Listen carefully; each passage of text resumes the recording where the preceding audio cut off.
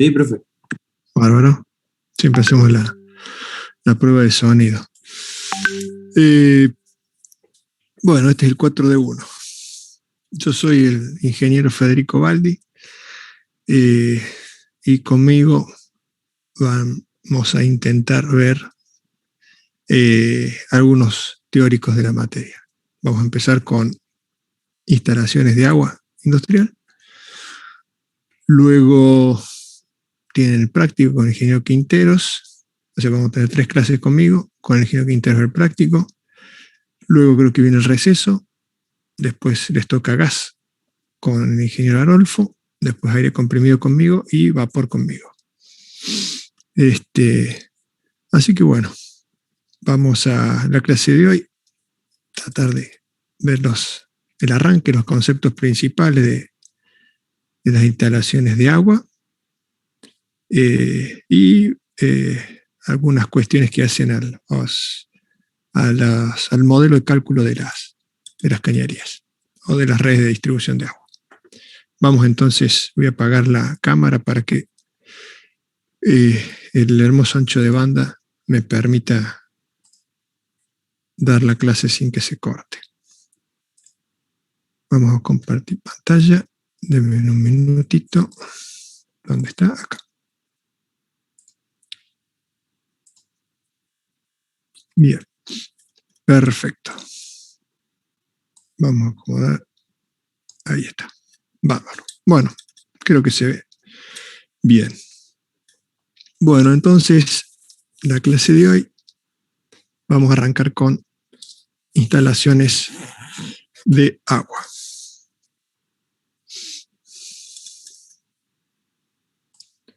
Bueno, antes de hablar de las instalaciones de agua propiamente dicho, nos interesan las distintas fuentes de agua para uso industrial, las fuentes de abastecimiento de agua para uso industrial. Esto es de dónde podemos captar o capturar agua para uso industrial. Y bueno, las fuentes son diversas. Tenemos fuentes pluviales, superficiales terrestres, los acuíferos, la red de distribución pública y las marinas. Cada uno tiene sus pros y sus contras, dependiendo de los requerimientos y necesidades de nuestra industria, de nuestro establecimiento. En el caso de las fuentes pluviales, como el nombre lo indica, son las que provienen de la lluvia, agua de lluvia. Este es un agua de muy buena calidad, es un agua prácticamente destilada, pero debido a la variabilidad de los fenómenos climáticos, no podemos decir que sea una fuente de provisión constante, excepto que vivamos, no sé, en el sudeste asiático y tenemos meses de los monzones donde llueve todo el día continuamente. Pero en nuestro país no la tomamos como una fuente constante de suministro. Aunque con el advenimiento de las normativas ecológicas y de eficiencia, cada vez más hay plantas que utilizan la superficie cubierta, los techos de la planta, para capturar agua de lluvia y acumularla en reservorios para un posterior uso. Por supuesto, este es un uso para lavar, riego, etc. No, nunca es en cantidades como para dar una continuidad en un proceso industrial.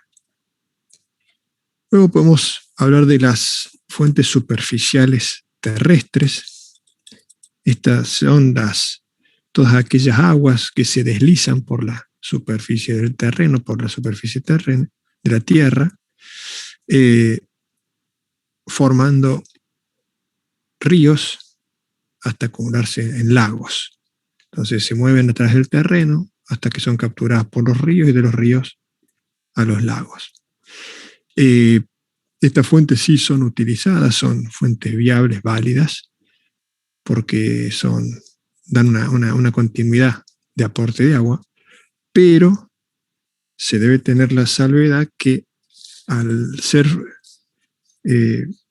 fuentes o ser aguas que circulan sobre la superficie de la Tierra.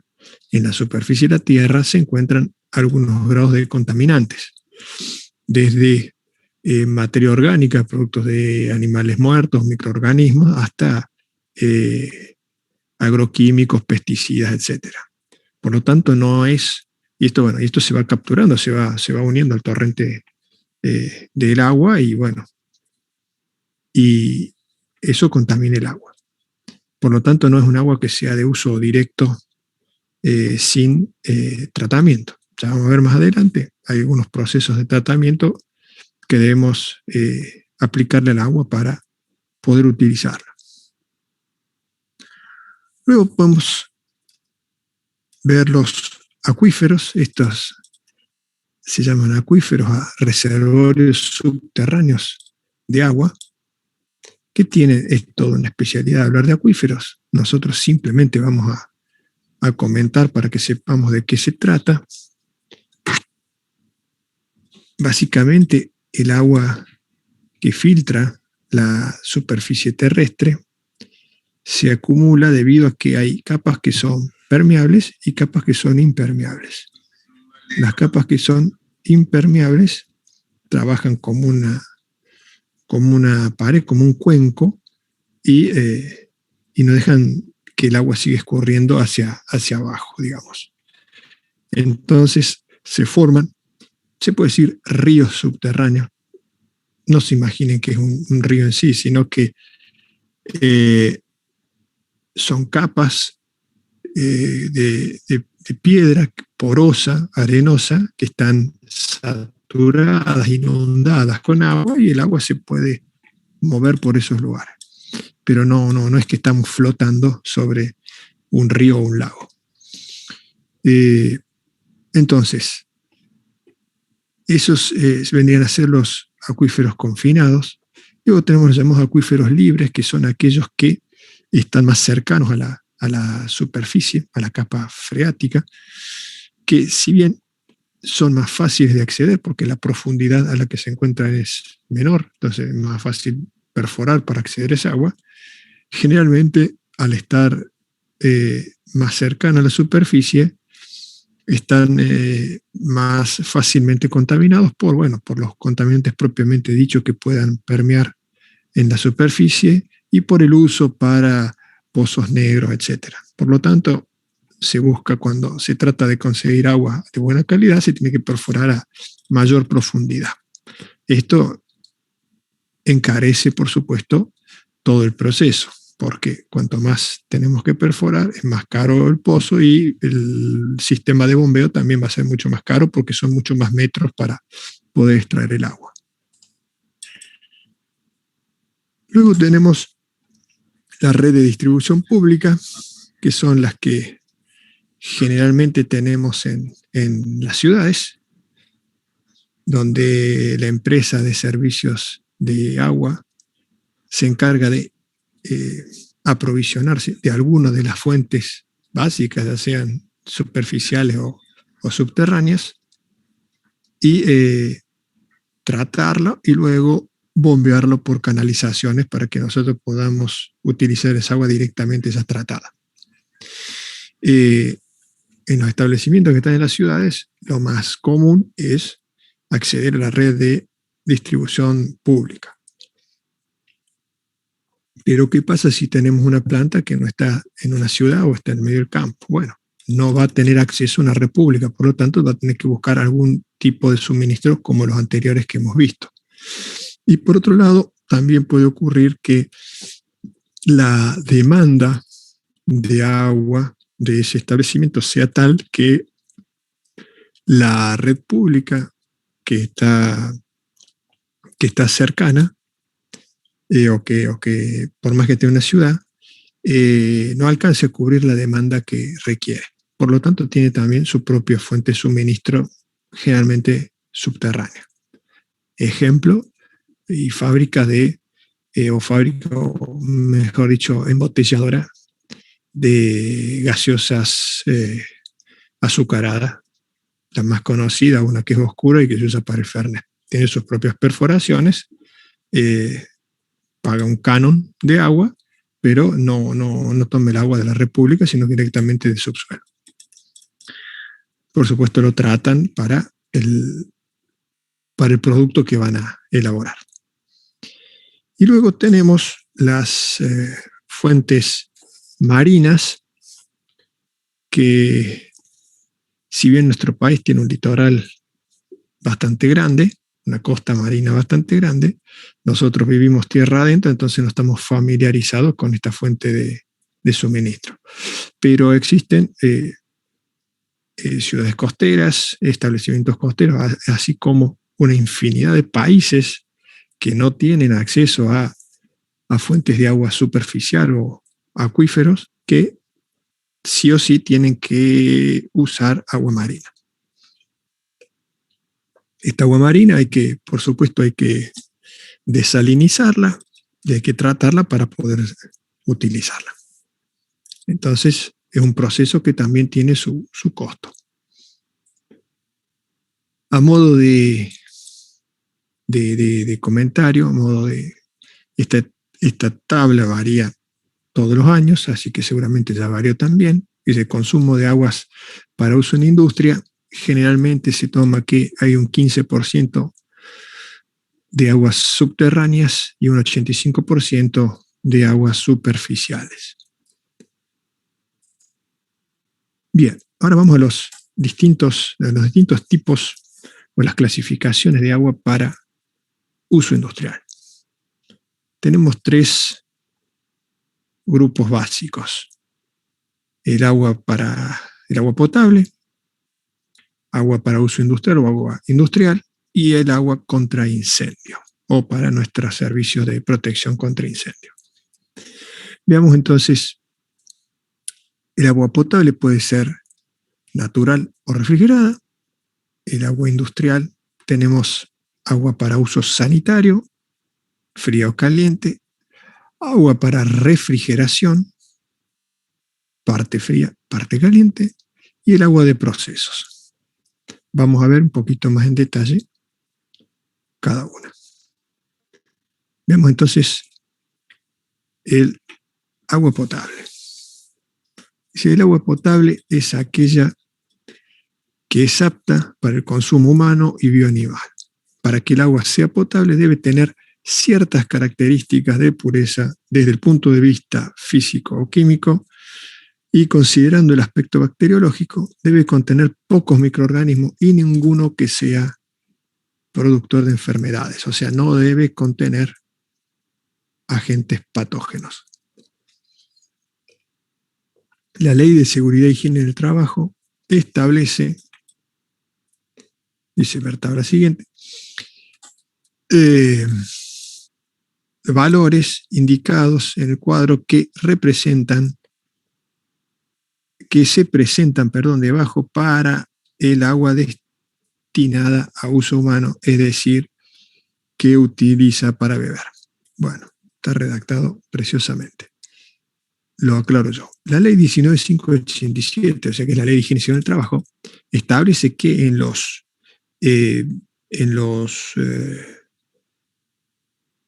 las empresas, en las fábricas y en los establecimientos laborales se deben cumplir ciertos requisitos de calidad de agua para uso humano, o sea, el agua potable.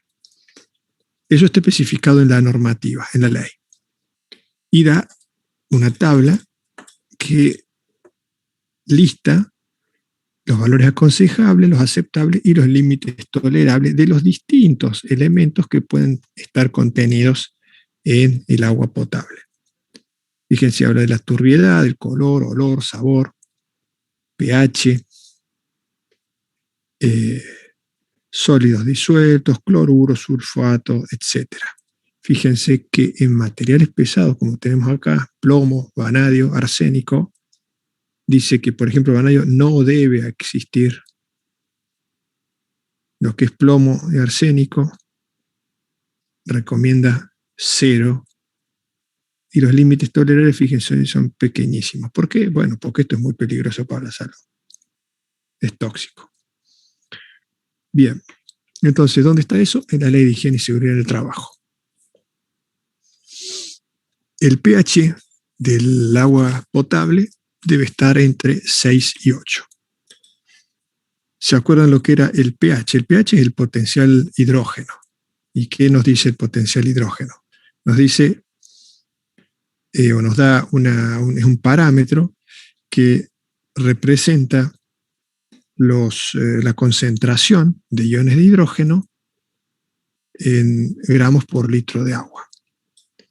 Eso, bueno, hay un logaritmo decimal de 1 sobre la cantidad de iones de hidrógeno y nos da el valor pH que usamos ¿para qué? Para establecer los valores de acidez o alcalinidad de un medio particular. En el caso que nos interesa ahora es en el caso del agua. Entonces, un pH 7, decimos que es el agua pura, tiene un pH 7.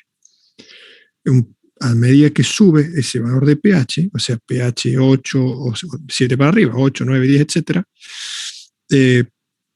decimos que es un medio alcalino o básico.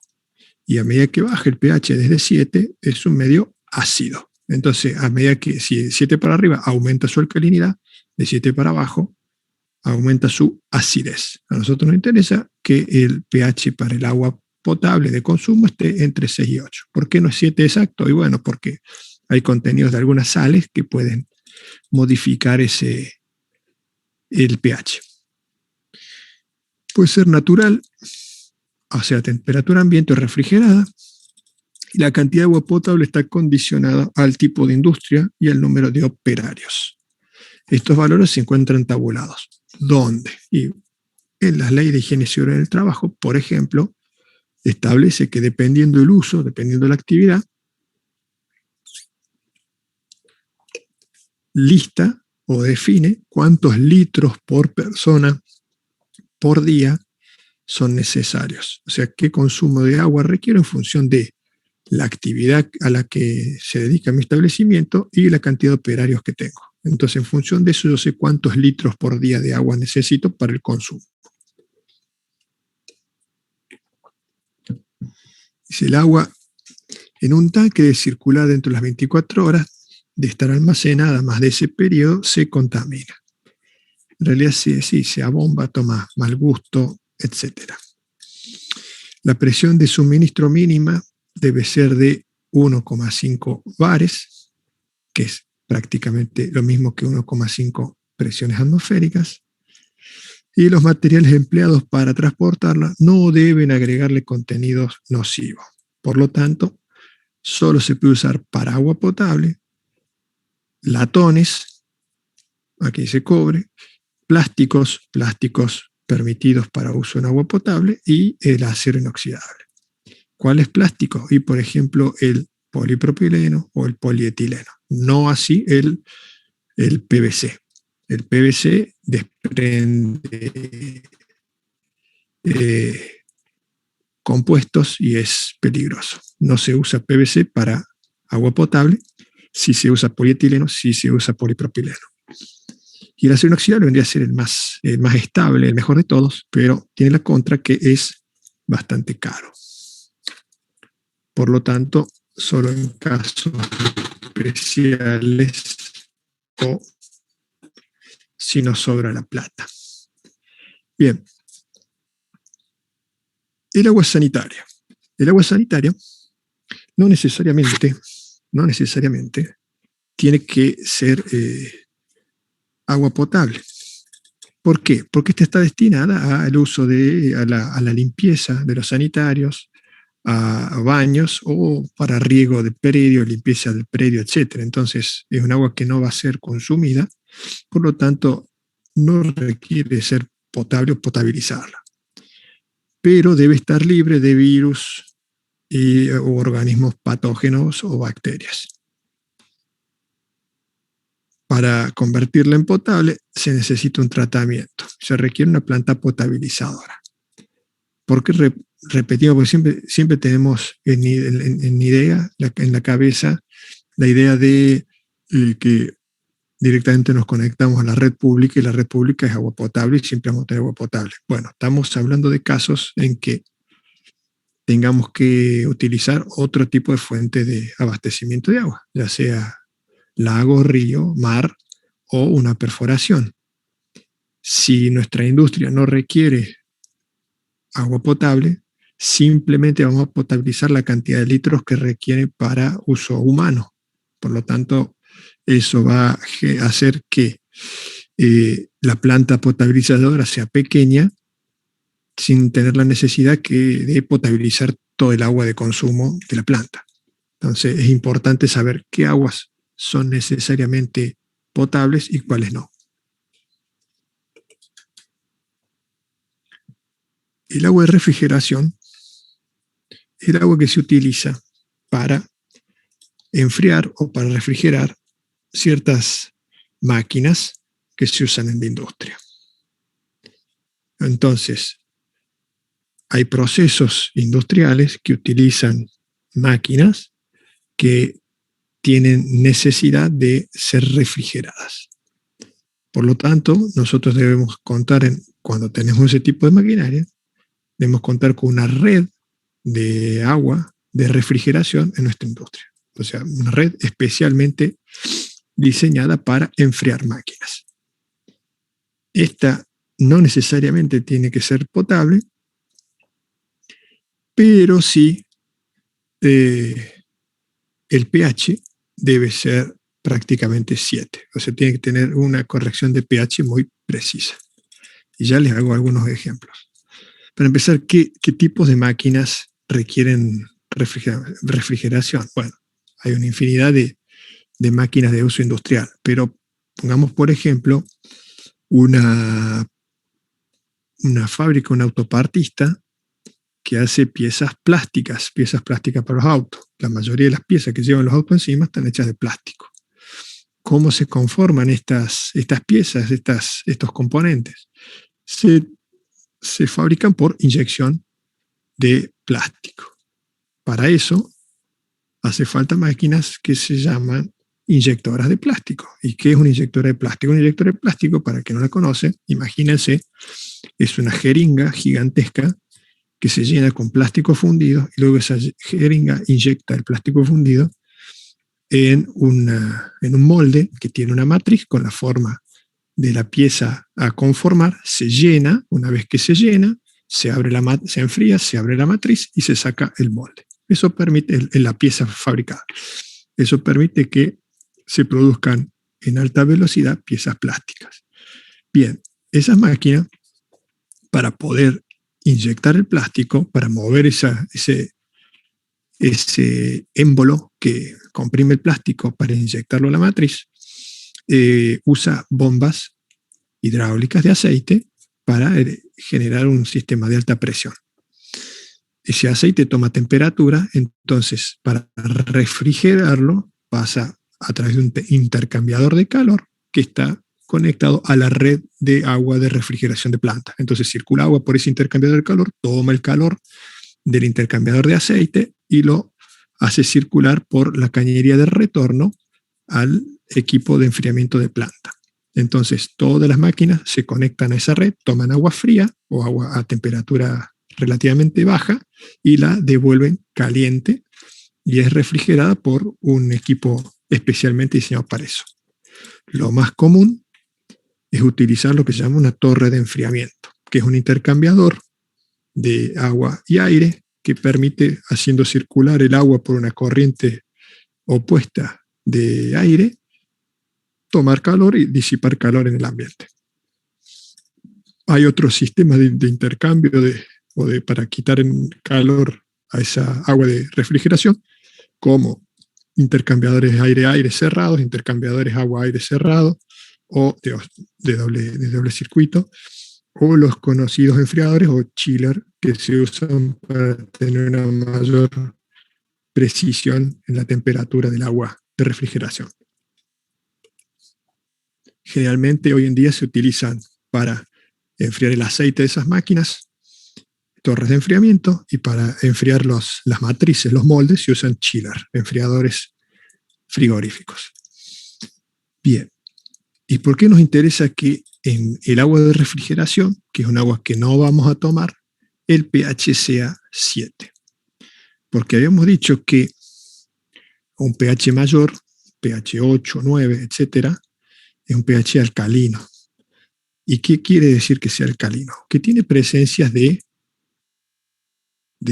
cal, o sea, de calcio, o de minerales en suspensión que hacen que ese pH sea alcalino.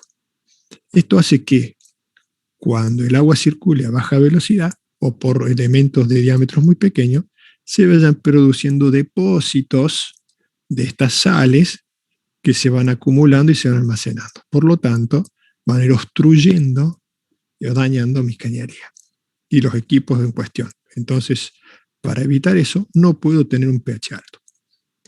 Por el otro lado, si el pH es bajo, voy a tener un medio ácido, o sea, voy a tener circulación de ácidos dentro de mi instalación. Y eso va a atacar los metales de los que están construidos, las cañerías, los intercambiadores, los equipos, y los va a arruinar.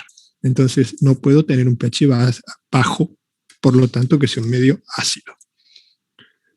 Un comentario más, que no está aquí en la filmina, que lo vamos a incluir para el año que viene, es que también en el agua de refrigeración hay que tener en cuenta, por cuestiones de temperatura y de pH, la proliferación de ciertas colonias de bacterias en los equipos de enfriamiento. Es común, hoy en día es común, se descubrió en los años 70 porque gente de mantenimiento, luego de trabajar en torres de enfriamiento o en equipos de enfriamiento en sistemas de aire acondicionado muy grandes, se enfermaban y algunos de ellos se morían. Y resultó ser que era la causa de ese problema era que en las aguas de los sistemas de enfriamiento anidaban, bajo ciertas condiciones, una bacteria que se llama legionela, y esa legionela al ser humano le hace mal. Es peligrosa para la salud. Entonces, en estos sistemas se debe hacer una medición regular de la calidad de agua y el análisis de que no haya existencia de bacterias como la legionela.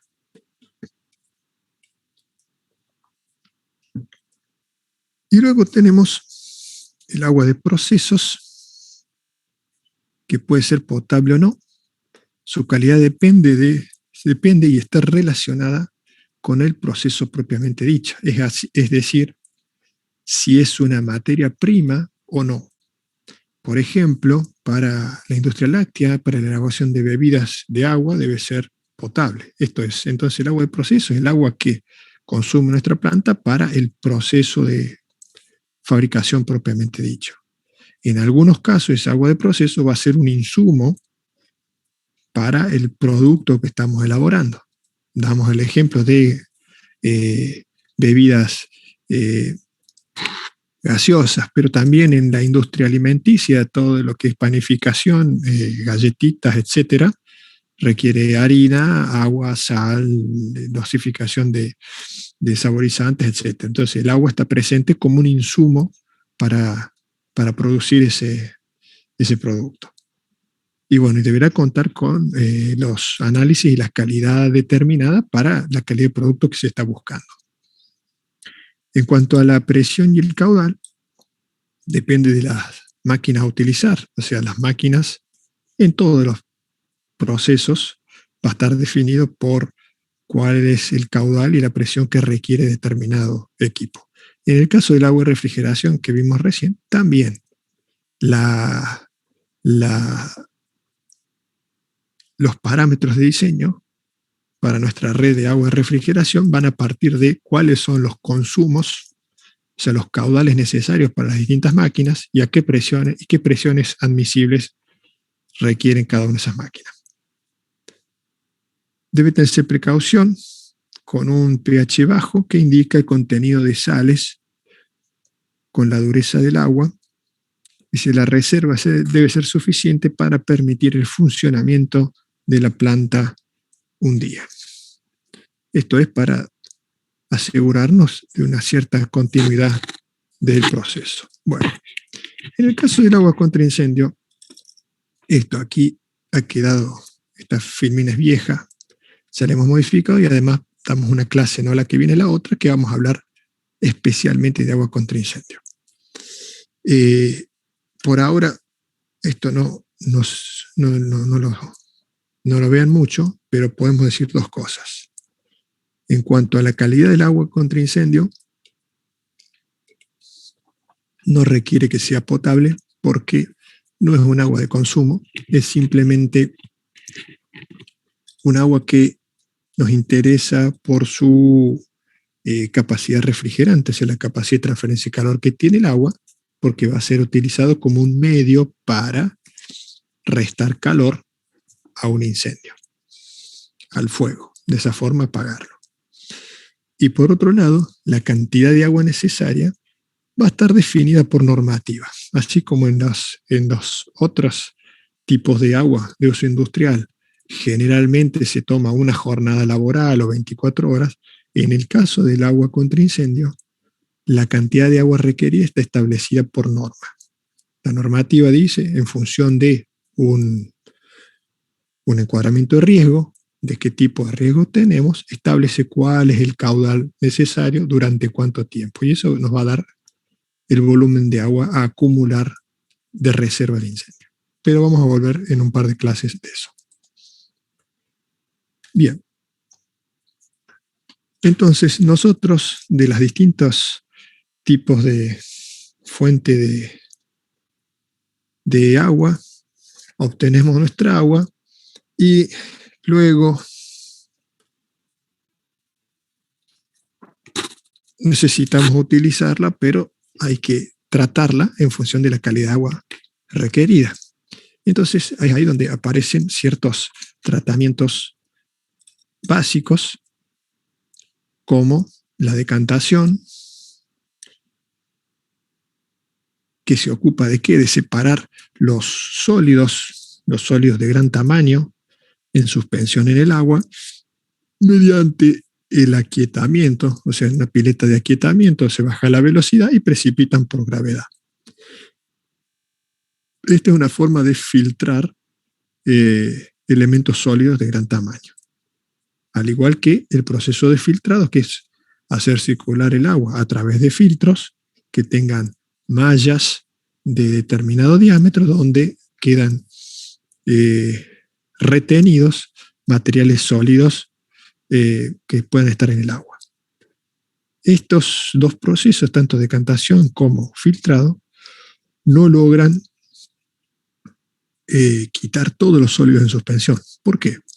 Porque existen otros sólidos mucho más pequeñitos, partículas muy pequeñas, que se encuentran suspendidas en el líquido y son demasiado chicas para ser filtradas, pasan a través de los filtros, y son demasiado pequeñas para decantar. ¿Por qué? Porque por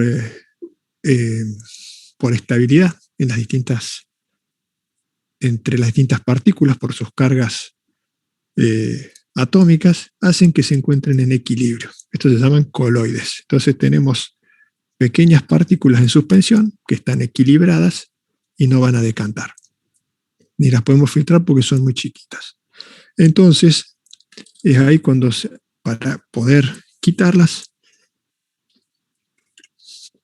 requerimos de un proceso que se llama coagulación y floculación, por el cual, utilizando determinados productos, que hay distintos tipos de floculantes, esto es dependiendo cuáles son la preponderancia de sales en suspensión,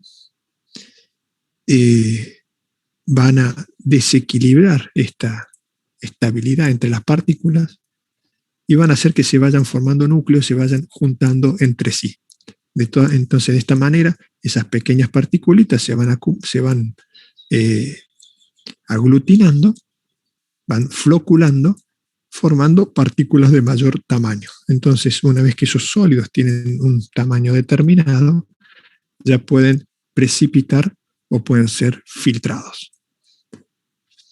Luego tenemos el proceso de alcalinización mediante hidróxido de calcio, mediante cal también, que sirve para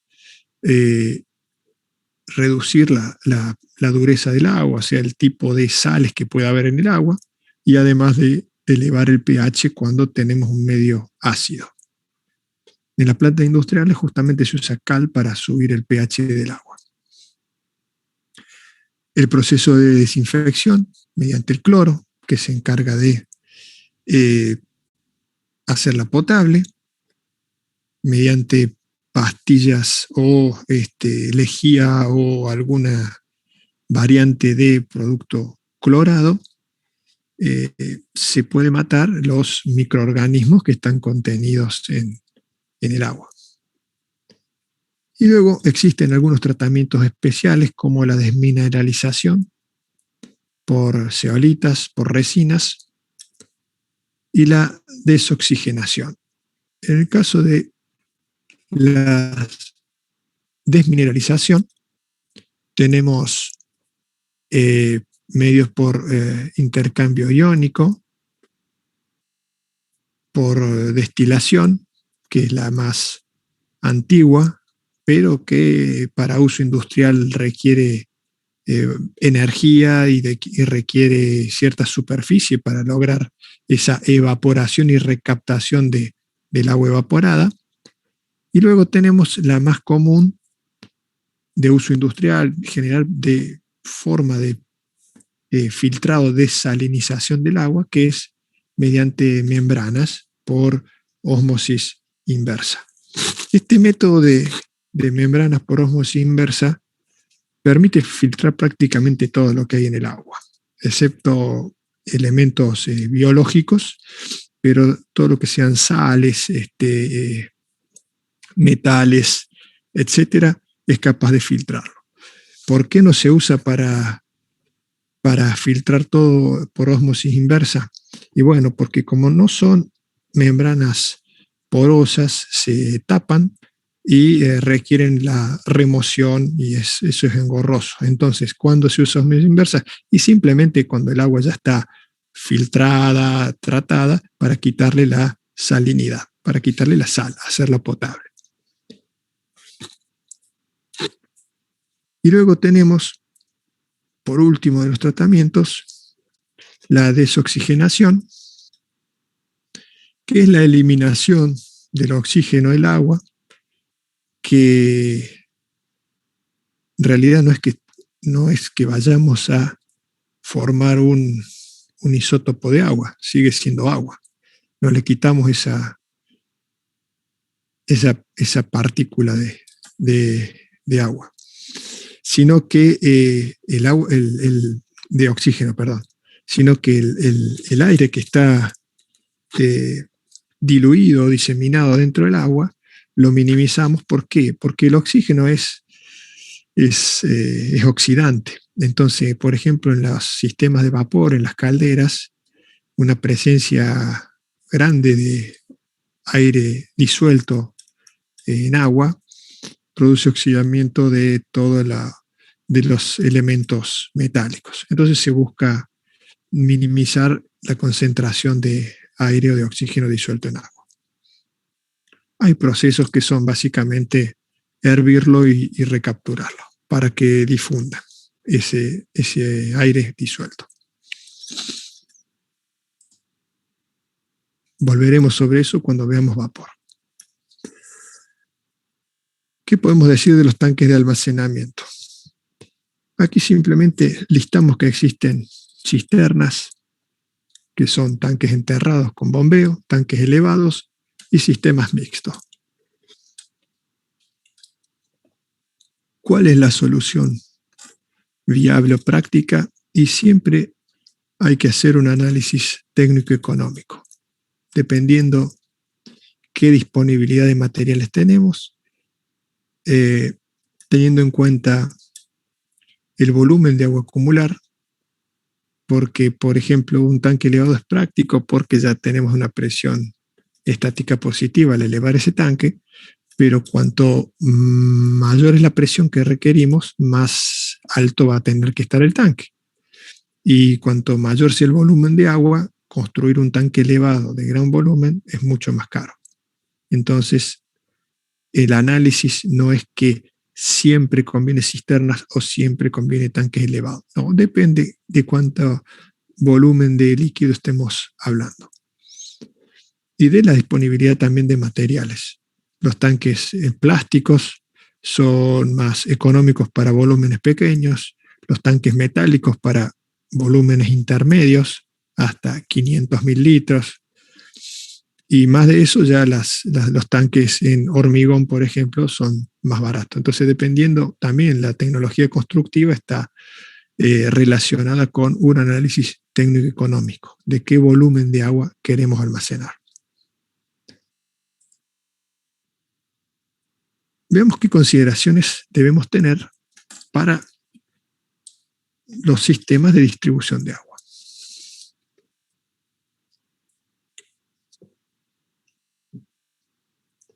Considera, se necesita de instalaciones particulares para cada tipo de agua. Esto es, vamos a tener una red de agua potable, una red de agua de refrigeración y una red de agua contra incendio. Dependiendo si nuestra industria necesita refrigeración o no, pero generalmente vamos a tener una red de agua contra incendio y vamos a tener una red de agua potable. Estas se denominan instalaciones auxiliares de agua. Se deben considerar reservas para 1 o 2 días de trabajo en caso de algún problema de desabastecimiento. Esto en cuanto a las distintas redes de agua. Ya les dije que en el caso de las redes de agua contra incendio, está estipulado por normativa. No es un día, no son 2, sino que son tantos minutos en función del riesgo a proteger. Vamos a volver sobre eso cuando veamos instalaciones contra incendio. Se debe asignar una calidad de suministro, la velocidad del fluido para evitar acumulación de impurezas en zonas de baja velocidad no debe ser menor a los 0,3 metros por segundo y se acepta hasta un máximo de 6 metros por segundo de velocidad, un rango bastante holgado. En la práctica, para evitar ruidos y chillidos molestos, en la instalación se utilizan velocidades de fluido entre 0,5 y 2 metros por segundo. Bien, hagamos un comentario aquí. Tengamos en cuenta que el caudal Q era igual a V por A velocidad por el área de pasaje del área dentro de la cañería, ¿no es cierto? Entonces, para un caudal determinado, si yo tengo caudal constante, a medida que aumento la velocidad, aumento V, puedo disminuir A, el área. Y a medida que bajo la velocidad, puedo aumentar o se aumenta el área, o sea, el diámetro de cañería. ¿Qué quiere decir esto? Que para bajas velocidades, a un mismo caudal, el área va a ser más grande que para altas velocidades. Entonces, siempre en diseño, me conviene usar velocidades relativamente altas dentro de lo permitido. Con esto les quiero decir que cuando arranquen para proyectar una red, no empiecen como velocidad de diseño a usar 0,5 metros por segundo porque van a sobredimensionar las cañerías. Trabajen con 2 metros, 3 metros por segundo como una velocidad de diseño. Traten de no superar los 5 metros por segundo, pero usen velocidades de diseño de 2 metros, 3 metros por segundo. La base del tanque debe estar a 15 metros de altura para asegurar una presión de funcionamiento de 1,5 kilos por centímetro cuadrado y o 1,5 bar. Si se necesita mayor presión, habrá que darle mayor altura. Y si no podemos darle mayor altura, ahí habrá que trabajar con un cuadro de bombas para elevar la presión. Hay que considerar las pérdidas en las cañerías, las válvulas y accesorios existentes en la instalación. Estos valores de pérdida deben sumarse a la altura de pérdida. En casos de problemas de tanque, debería haber algún sistema alternativo, por ejemplo, alguna perforación propia que brinde una provisión adicional. Bueno, si eso es posible, es una buena solución, pero no en todos los casos podemos lograrlo.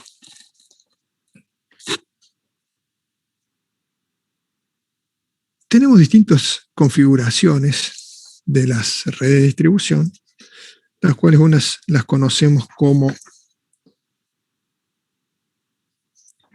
sistema abierto con distribución ramificada, esto es en forma de árbol, es como se alimenta por un alimentador principal y luego tengo acometidas a los distintos consumos. En este esquema hemos puesto todas las posibilidades, esto es, desde la red de alimentación pública, se alimenta una cisterna y de esa cisterna, mediante un cuadro de bombas en paralelo, o sea, funciona una y la otra es de reserva, se alimenta un tanque elevado y ese tanque elevado luego alimenta los consumos. El pro que tienen las redes ramificadas es que son simples de calcular, es un diseño simple, son económicas por diámetros de cañería, pero tiene una contra que si yo requiero hacer mantenimiento en algún consumo o en algún punto de esa red, debo anularla completamente, dejando los otros consumos sin suministro. Para eso existen las redes en anillo, que me permite alimentar desde dos lados un determinado o una serie de consumos. Entonces puedo sectorizar esa red en anillo de forma que si requiero trabajar en alguna parte de la red, puedo sectorizarla y seguir operando las otras.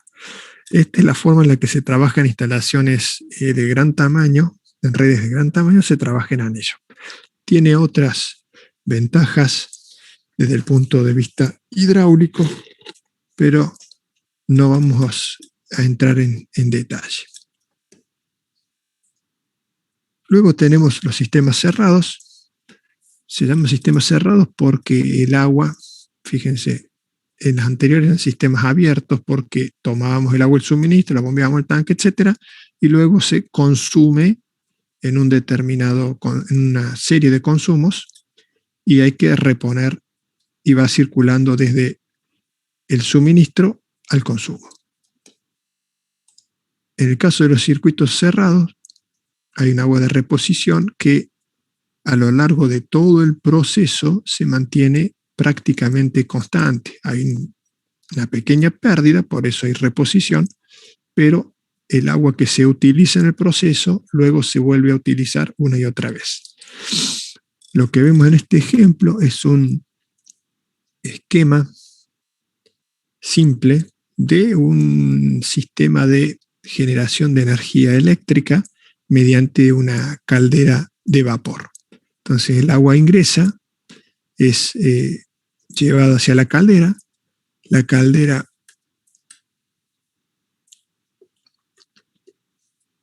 eleva la temperatura para generar vapor.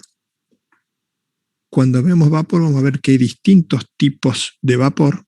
En el caso de la generación de energía se usa vapor sobrecalentado, es un vapor seco que no tiene partículas, no tiene gotitas de agua. Ese vapor sobrecalentado se inyecta en una turbina, que vemos aquí una forma trapezoidal cónica, que eso representa las distintas líneas o ruedas de Álaves. Entonces, a medida que va pasando de cada etapa de Álaves, va convirtiendo esa energía en energía cinética y va perdiendo temperatura. Entonces, a medida que va pasando a lo largo de la turbina, se va enfriando y a la salida de la turbina tenemos un vapor saturado, ya no es un vapor sobrecalentado, es un vapor de baja temperatura que tiene un alto contenido de agua, de humedad, se ha enfriado. Eso pasa por un condensador y entonces tenemos agua caliente que va a una torre de enfriamiento donde hay una serie de picos que vierten esa agua en corriente opuesta con el aire, enfriándola, y luego es reenviada a la caldera.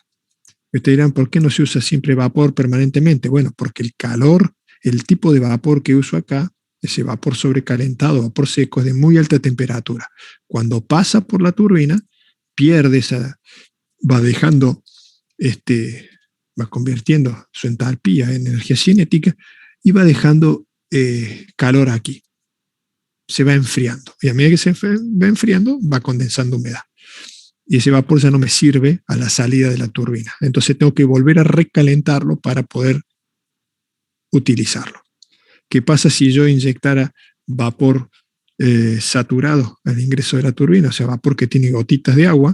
Bueno, sería como granallarla a la turbina, como tirarle piedras y destruirla. Entonces no puede haber, no se puede utilizar ese tipo de vapor. Vamos a ver más adelante, cuando veamos vapor nosotros, que para uso industrial no utilizamos vapor sobrecalentado, sino que vapor saturado, que es el que nos interesa para transferir calor. Pero bueno, volveremos cuando veamos vapor. Pero por ahora, ¿qué sabemos? Sabemos que existen sistemas abiertos, sistemas cerrados. Los sistemas cerrados son los que reutilizan el agua y solo tienen un pequeño aporte de la pérdida que puede haber por evaporación en este punto. Bien. Entonces, habiendo visto todas estas cuestiones, vamos ahora a lo divertido. Cálculo hidráulico en tuberías de conducción de fluido. ¿Qué nos hace falta? ¿Cuáles son las consideraciones a tener en cuenta?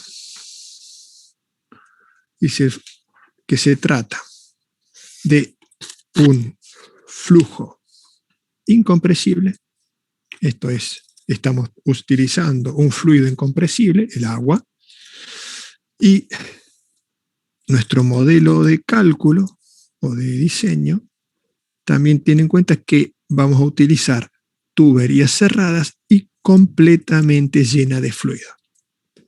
Esto parece algo trivial, pero lo voy a aclarar.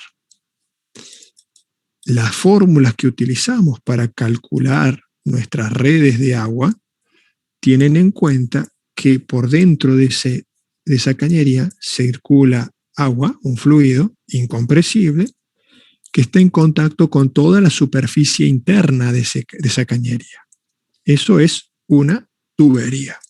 Si el fluido ese no estuviese en contacto con toda la superficie interna, sino que con la mitad, con 3/4, etcétera, no tenemos una tubería, tenemos un canal. ¿Por qué? Porque tendríamos dos fases, tendríamos un tubo, un líquido incompresible, en el caso del agua, y tendríamos un líquido compresible como el aire. Entonces ya las fórmulas de cálculo que utilizamos no sirven para eso. Entonces, sí o sí, tenemos en cuenta que la cañería va llena de agua, no va parcialmente llena, un poco de agua, un poco de aire, etcétera, porque eso es otra cosa, eso es un canal. Bien, hecha esta aclaración, seguimos adelante. Primer paso, recolección de datos. Es necesario determinar el caudal y la presión requerida en los puntos de consumo. Tener en cuenta el fluido de trabajo, densidad y viscosidad cinemática. Bien, en nuestro caso vamos a trabajar con agua y esta información, ¿de dónde va a salir? Va a estar determinada por los requerimientos de los distintos equipos, máquinas, etcétera, que tengamos en nuestra planta y que consuman agua. Dividir el sistema de tuberías en tramos, definir la longitud recta de tubería desde el inicio hasta el punto de consumo, cuantificar la cantidad y tipos de accesorios, ya sea los codos, T, válvulas, etcétera, en el tramo considerado. Si en ese tramo existen varios puntos de consumo, debemos tener en cuenta la simultaneidad entre dichos consumos. Entonces, vamos a tener dos tipos de elementos en nuestras redes. Las cañerías, propiamente dicho, y los accesorios que están en ella, los codos, T, válvulas, etcétera. Y vamos a tener que calcular las pérdidas de la cañería y las pérdidas de los accesorios. 3. Seleccionar la velocidad de circulación del fluido dentro de la tubería.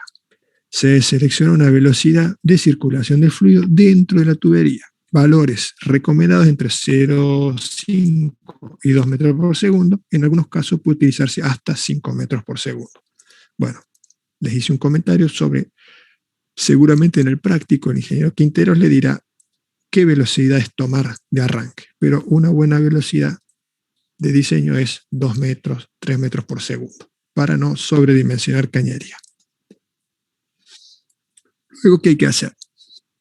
Calcular el diámetro interno del tubo. ¿Y eso de dónde partimos? Bueno, del caudal. El caudal que va a circular por dicha tubería, Q es igual a B por A o A por B. Entonces, Q es igual al área por la velocidad. Si reemplazamos área en función del diámetro, nos queda que pi por diámetro al cuadrado sobre 4 es igual a la velocidad. Si despejamos D, el diámetro, nos queda D igual a raíz de 4Q sobre B por pi. Hacemos un comentario. Entonces, del caudal de diseño y de la velocidad de diseño del fluido, obtenemos el diámetro interno de cañería. Diámetro interno de cañería. Con ese diámetro interno de cañería, seleccionamos de una tabla de cañerías comerciales el valor más próximo. Por supuesto, próximo superior, no próximo inferior. Si es próximo inferior, podemos rediseñar, va a aumentar la velocidad, etc. Eso ya es criterio de diseño. Una vez que elegimos en función del diámetro interno un diámetro comercial, recalculamos y verificamos que los valores estén dentro de los que corresponden, o sea, los valores de velocidad. Luego viene el cálculo del famoso número de Reynolds. El número de Reynolds es igual a ρ por B por D sobre mu, donde ρ es la densidad del fluido y mu es la viscosidad cinemática. Y con el número de Reynolds, haciendo un paso mágico, no, además tenemos que calcular el HF. ¿Qué es el HF? Es la pérdida por fricción en las cañerías, o sea, en un tramo de cañería, la pérdida que produce la caída de presión por el rozamiento del fluido con la superficie interna del caño se calcula de esta forma. Entonces HF es igual a F por L, que es la longitud del tramo, por la velocidad al cuadrado, sobre diámetro por 2G, que es la aceleración de la gravedad. ¿Qué hay de raro en toda esta fórmula? F. ¿Qué es el F? Es el factor de fricción. ¿Y cómo me entero qué valor tiene F? Bueno, para eso tenemos que ir al diagrama de Moody. Pero antes una nota que dice la ecuación de Darcy-Weisbach, que es la que vimos aquí, esta, Darcy-Weisbach o Darcy-Weisbach, para el que sepa alemán y no me rete, puede usarse sin restricción para flujo de agua, aceites u otros fluidos en tubería. Sin embargo, cuando se presentan velocidades muy altas en la tubería, causan que la presión en la salida sea igual a la presión de vapor del líquido y aparece el fenómeno de cavitación. O sea, para velocidades muy altas pues, pierde validez la ecuación de Darcy-Weisbach. Pero nosotros estamos dentro de los parámetros. Vamos a trabajar con fluidos por debajo de los 6 metros por segundo, entonces no tenemos ese riesgo. Si el número de Reynolds es menor a 2000, estamos en la zona de flujo laminar. Por lo tanto, podemos directamente F calcularlo como 64 sobre Reynolds. Si el número de Reynolds es mayor a 4000, estamos en el área de flujos turbulentos y deberemos ir al diagrama de Moody. Entonces, fíjense, acá tenemos Reynolds, la zona laminar, fíjense que es una recta, entonces directamente con el Reynolds al valor de esta recta nos da la relación 64 sobre Reynolds, obtenemos el coeficiente de fricción. Pero si tenemos Reynolds mayores, ya tenemos que usar estas curvas. Y para usar estas curvas debemos conocer la rugosidad relativa de la cañería. La rugosidad relativa de la cañería es un parámetro que relaciona la rugosidad absoluta en función del diámetro de la cañería. ¿Y por qué se usa esta rugosidad relativa? Y bueno, porque si se tomara la absoluta, imagínense que no es lo mismo una rugosidad de 1 milímetro en un caño de 1 centímetro de diámetro que una rugosidad de 1 milímetro en un caño de 1 metro de diámetro. Es por eso que se toma la rugosidad relativa. Bueno, entonces, con la rugosidad relativa, que esto sale de tablas de fabricante de caño, podemos obtener, y el número de Reynolds, el coeficiente de fricción. Y de esa forma poder calcular cuáles son las pérdidas en los tramos de caño. Antes, cuando no había computadoras, se hacían estos ábacos de forma que se pudiese calcular directamente sin tener que resolver Darcy-Weisbach de una forma numérica. Para poder calcular, dijimos que teníamos dos tipos de pérdidas. Las pérdidas por fricción de cañería y después las pérdidas puntuales, localizadas, ¿no es cierto? Entonces, una las llamamos pérdidas primarias y ahora otras pérdidas secundarias. Las pérdidas localizadas son las pérdidas que ocurren en los accesorios, en los T, los codos, las válvulas, etc. Entonces, ese HL es igual a K por B cuadrado sobre 2G, donde K es el factor de pérdida localizada. Ese factor de pérdida localizada, no sé si tengo una tabla acá, no, la tengo en el apunte, ya la vemos en el apunte. Sale de ensayo, se hace un ensayo, hay un banco de ensayo donde se puede medir y se establece ese valor de pérdida para cada tipo de accesorio. Por ejemplo, para una válvula esférica totalmente abierta, el K es igual a 10. Para una válvula de ángulo totalmente abierta, el K es igual a 5. Para un codo de 90 grados, el K es 0,9, etc. Entonces, de esa forma, podemos calcular las pérdidas en los accesorios. Luego, la pérdida total, si se tiene como dato la longitud equivalente del accesorio, directamente se utiliza la ecuación de Darcy-Weisbach considerando como longitud la suma recta y la suma equivalente. Bueno,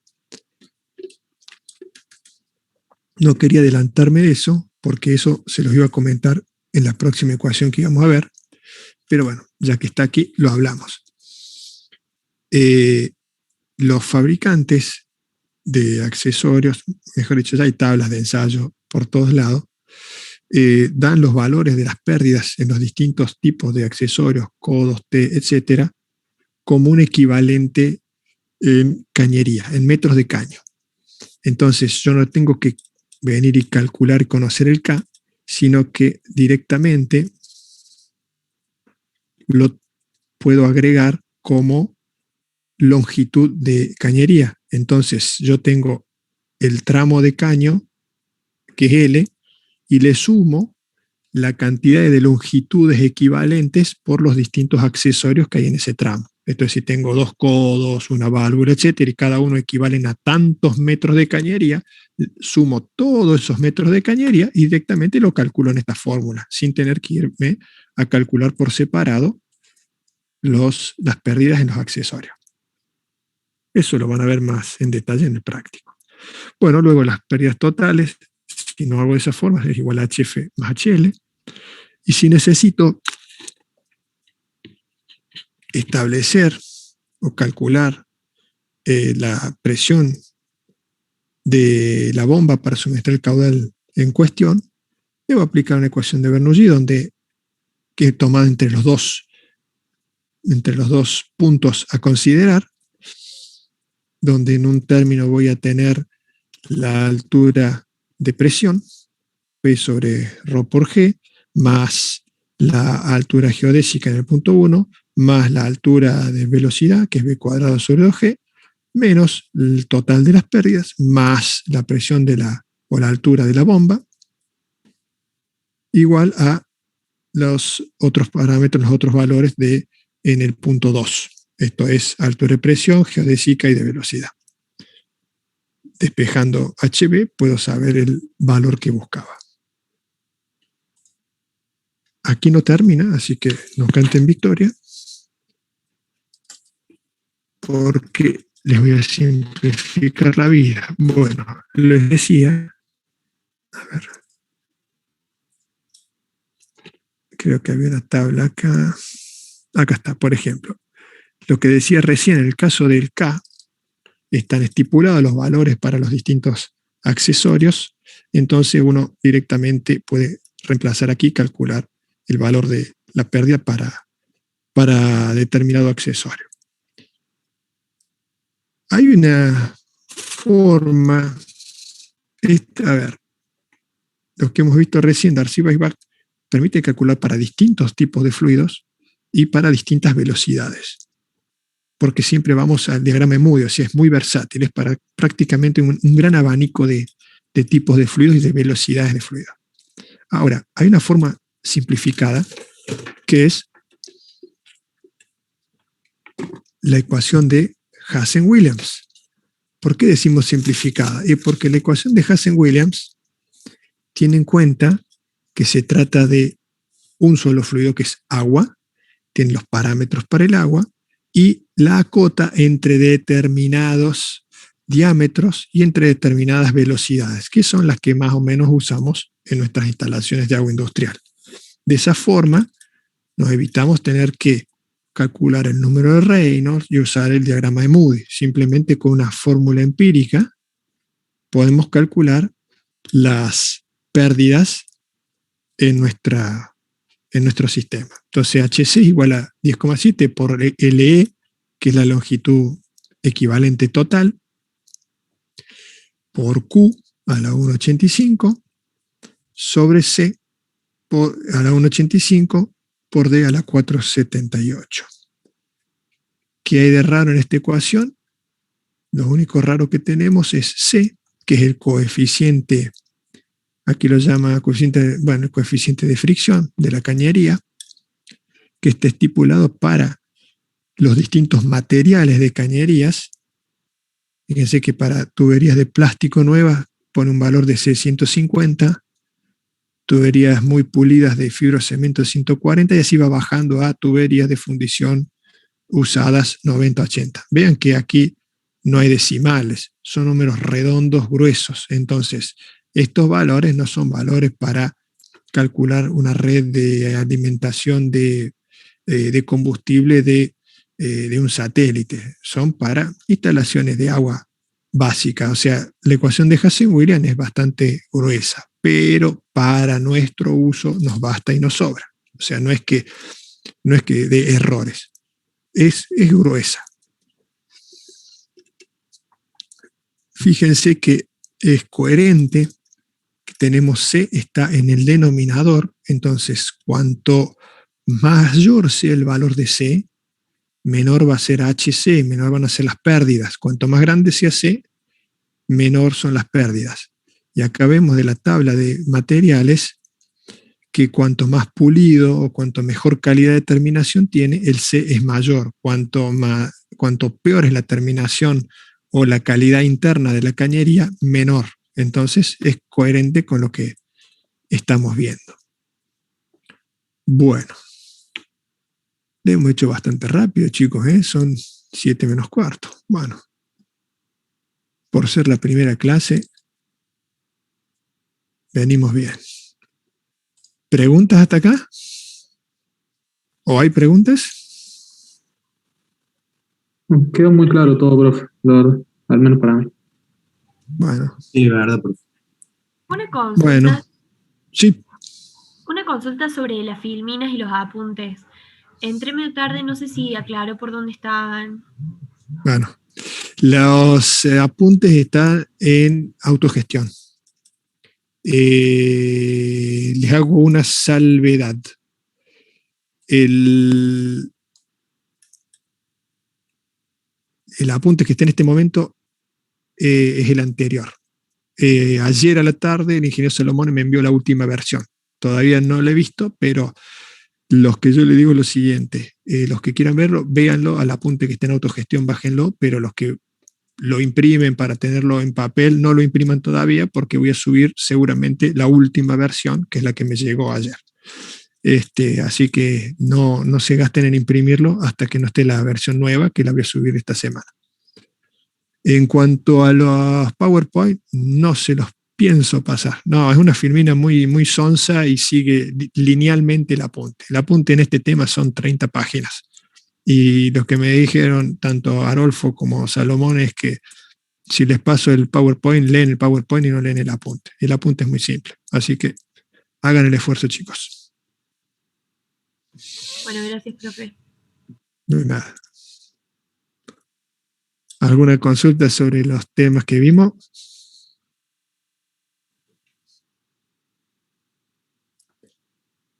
Bueno. El tema de trabajo práctico. A la 1, a las 2. No, bueno, mastíquenlo. Sí. Bueno, uno había aprendido algo. El tema de Bueno, los trabajos prácticos. ¿Dijo algo, profe? Sí. No, los trabajos prácticos los maneja el ingeniero Quinteros, de esta parte, la parte fluidos, o sea, la parte eléctrica lo veían con el ingeniero Palazzolo, los prácticos de esta lo van a hacer con el ingeniero Quinteros. Vamos a tener la clase que viene, vemos bombas conmigo, después vemos agua contra incendio y después tiene el práctico con el ingeniero Quinteros.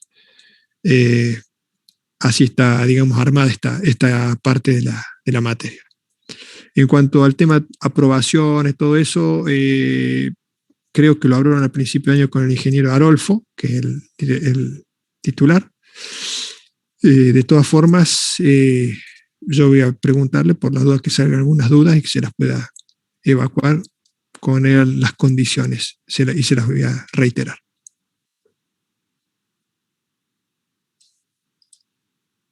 Una consulta. Sí. ¿Estas ecuaciones de Reynolds y todo eso aplican para todo tipo de material? ¿En qué sentido todo tipo de material? Y la tubería que nosotros tengamos. Ah, bueno, sí. Material sí, de tubería. Ah, bueno, por eso, ya me parecía que me decías para todo fluido. No, para fluidos incompresibles, para aire no lo podemos usar. Veamos un segundo, que voy a compartir nuevamente pantalla. ¿Qué va a cambiar con el material? Con el material lo que va a cambiar es cuál es la rugosidad, o sea, ¿qué nos interesa de estas ecuaciones? Todas estas ecuaciones, ¿qué hacen? Vinculan las pérdidas en función del rozamiento del fluido en la pared de la cañería. Entonces, este coeficiente C que tenemos acá en Hazen-Williams, ¿cómo? Veamos acá, acá tenemos Darcy-Weisbach, el F, el factor de fricción. Fíjense, siempre lo que tiene en cuenta es la pérdida que está vinculada con el tramo, la velocidad, diámetro y la terminación superficial de la cañería. Entonces, si yo tengo un material extraño, un material raro, lo que sea, y tengo su valor ya sea de rugosidad relativa o el factor de pérdida, en el caso de Hazen-Williams, puedo calcularlo tranquilamente. O sea, lo único que necesito saber de esa cañería es cuál es la rugosidad interna que tiene, cuál es el valor de rugosidad. Perfecto. Bueno. ¿Alguna persona más que quiera aprovechar esta oferta?